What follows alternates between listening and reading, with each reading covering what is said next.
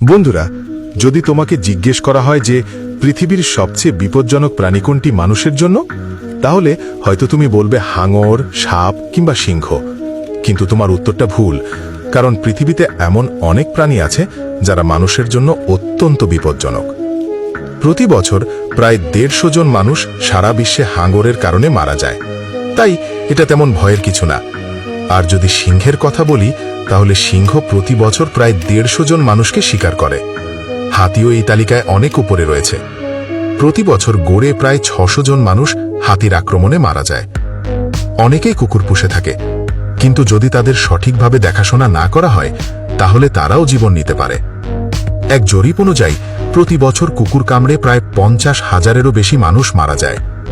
কিন্তু সারা পৃথিবীতে সবচেয়ে বেশি মানুষ মারা যায় মশার কারণে। মশার কামড়ে বহু রোগ ছড়ায়, যার ফলে প্রতি বছর গড়ে 7,25,000 মানুষ মারা যায়।